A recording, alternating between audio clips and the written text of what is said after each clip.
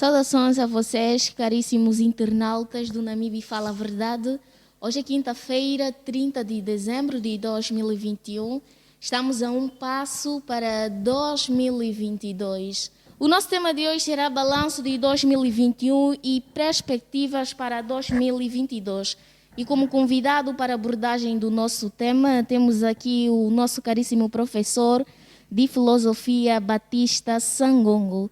Muito obrigado e obrigado também pelo convite e um bom dia extensivo a todos. Sendo assim, vamos às questões com o nosso caríssimo convidado. Professor Batista, será que conseguiu alcançar alguns dos seus objetivos durante o ano de 2021?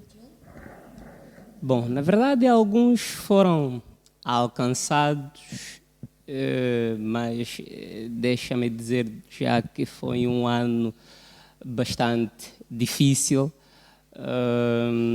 isto para todos. Se por um lado olhamos para a questão que assola o mundo, que é a Covid-19, o advento das vacinas abriu de facto ou trouxe esperança para as pessoas, mas a mesma esperança também vê-se um pouquinho esbarrada pelo facto de surgirem novas variantes e estas, obviamente, não se saber se vão adequar à realidade das vacinas que nós temos. Então, é um ano assim que, por um lado, via-se aparecerem esperanças, mas para o outro lado, ou por outro lado, é de facto um ano de contradições, ainda de incertezas. No ponto de vista social, vemos a seca no sul de Angola e a fome generalizada pelo país adentro e, digamos assim, com conivência de quem nos governa, que podia, se calhar, ter feito algo melhor e não o fez. E então é um ano em que de muita luta, de muito sacrifício, mas ainda assim algumas realizações pessoais foram de facto vencidas. Professor Batista, quais são as dificuldades que mais enfrentou ao longo do ano? Bom, ao longo do ano, enquanto professor, por exemplo, as dificuldades foram de ter que trabalhar, lidar de facto com esta questão mesmo da pandemia, trabalhar com máscara e outras situações mais. Ao nível pessoal, também as dificuldades são de facto tantas, tal como já dissemos, é muito mais ao nível social em que a vida continua a ser encarecida, os custos de vida são tão altíssimos que isto impinge, ou seja, imprime qualquer dificuldade a cada um. Então, são as minhas dificuldades e eu acredito que são as dificuldades de todos. Como é que podemos avaliar, em termos comportamentais, a posição das pessoas no que tange à limitação do poder de compras durante as festividades? Bom, nós sabemos que o mundo globalizado e, sobretudo, capitalista é naturalmente um mundo consumidor. E quando as pessoas veem-se limitadas para haver esses bens, de facto, causa frustração.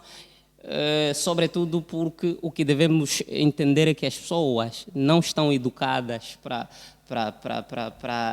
serem assim, para consumirem de forma moderada, e com esta dificuldade a vida, claro, fica mais ainda difícil e é uma pena, repito, é uma pena, porque acredito que ao nível do Estado ter-se-ia arranjado mecanismos de como fazer para que a vida do angolano não fosse tão difícil conforme tem estado, porque as condições estão deterioradas e que parece que aquele que nos governa não consegue, no mínimo, ver essa situação para repará-la.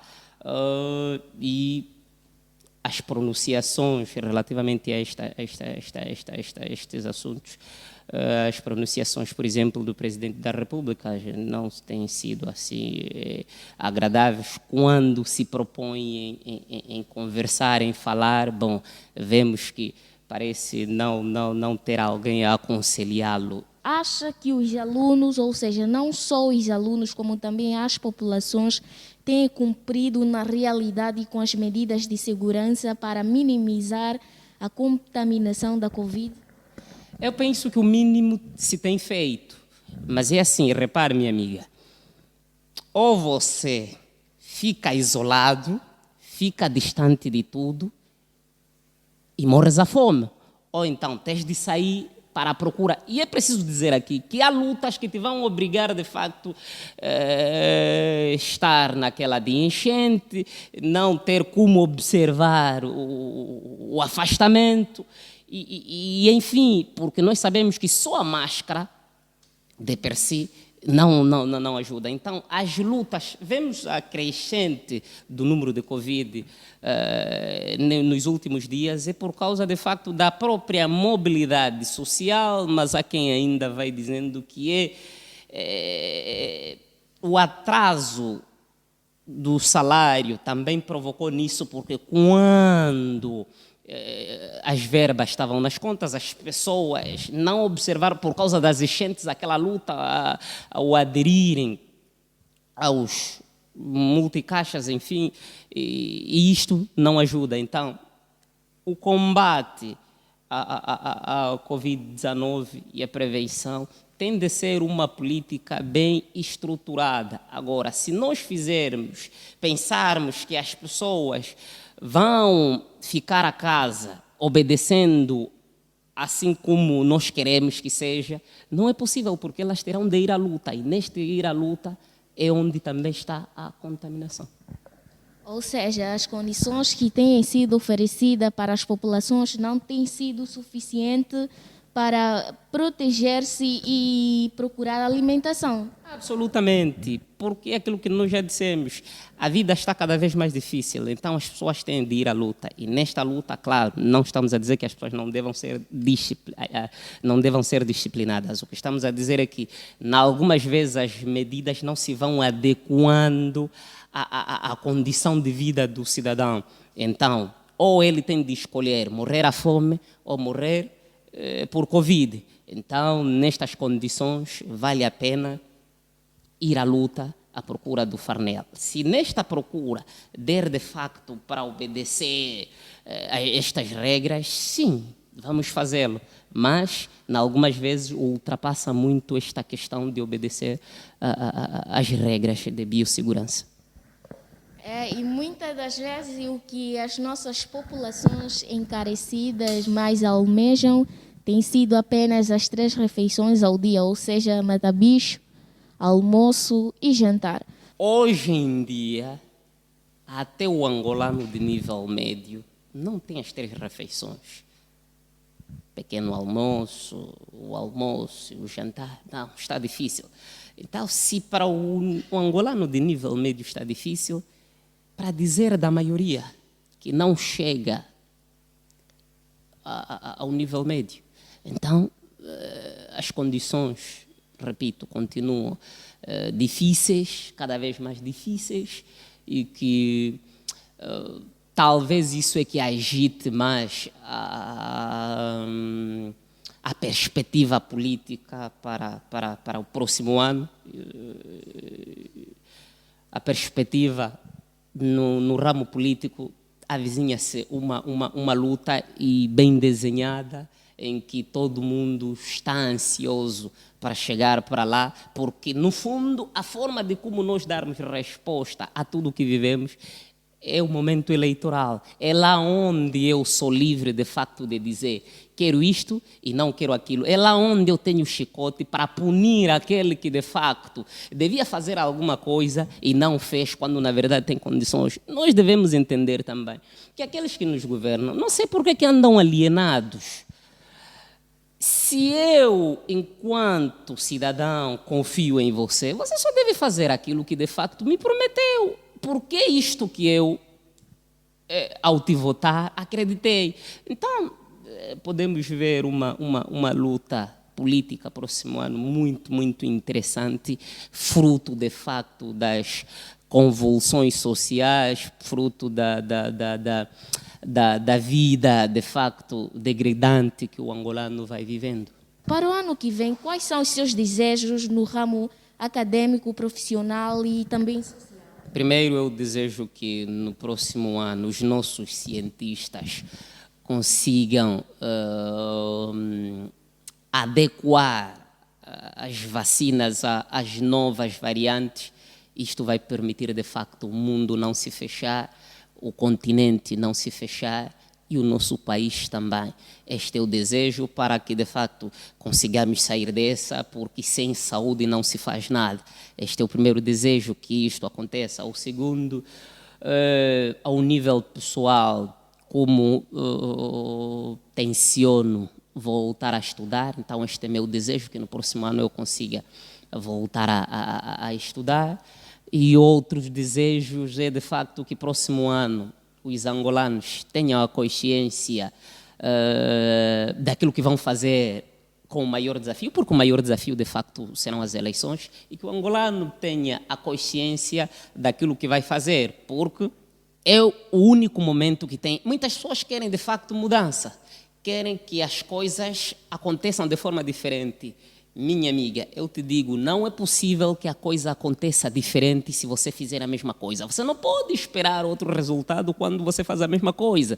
Então, o que nós devemos, de facto, fazer é experimentar uma outra coisa para vivermos também diferente. Este é o meu desejo, elevar o nível de consciência dos angolanos, dos nossos compatriotas, o nível, de facto, de cidadania, de participação, porque tem-se a ideia de que quem deve participar da coisa pública são apenas os políticos. Não, existem políticos partidários e existem políticos assim que aqueles que participam da coisa pública, tal como em filosofia se aprende que res publica, república, coisa pública, e Platão dizia que, de facto, política é para todos, especialmente para os filósofos. Então, eu desejo que todos os angolanos venham a ser filósofos nesta vertente, para poderem, de facto, terem melhores escolhas, terem decisões que ao longo da vida não se venham, ou ao longo pelo menos dos próximos 4 anos, não se venham arrepender. Então são estes os desejos que eu espero que venham a acontecer por essa nossa Angola. Para o próximo ano nós precisamos acreditar que a esperança, quando alguém não tem esperança, de facto é alguém morto. Então devemos acreditar que algo melhor há de acontecer, que vamos voltar ao convívio normal com todos, vamos, de facto, poder desenhar um caminho de paz e reconciliação, porque é preciso dizer que a nossa paz não é paz como tal, o calar das armas, porque a paz de verdade não se faz com decretos, mas com reconciliação nacional, e reconciliação nacional significa perdão entre os angolanos, e isso também se faz através da convicção. Eu acredito que vamos chegar nisso e depois vamos poder construir, a partir dali vamos construir uma Angola de verdade. Não se vai erradicar a pobreza, não vamos extinguir a fome, não vamos, de facto, aumentar os níveis de emprego, os níveis de alfabetização, e enfim, se nós não olharmos, não entendermos que Angola nós queremos. Mas para tudo isso devemos ter esperança que ainda há tempo de nós recomeçarmos, porque temos 45 anos, se compararmos com outros países é pouco, mas é muito se entendermos que, de facto, quem nos governa de brincadeira. Ficar 45 anos nos governando de brincadeira é, de facto, algo que qualquer um tem de se sentir cansado. Se o mais velho está cansado, eu também estou cansado com isto. Assim foi mais uma conversa com o nosso caríssimo convidado, Batista Sangongo. Nos despedimos com vontade de voltarmos nas próximas edições. Eu sou a Esther Kulembe, estamos juntos.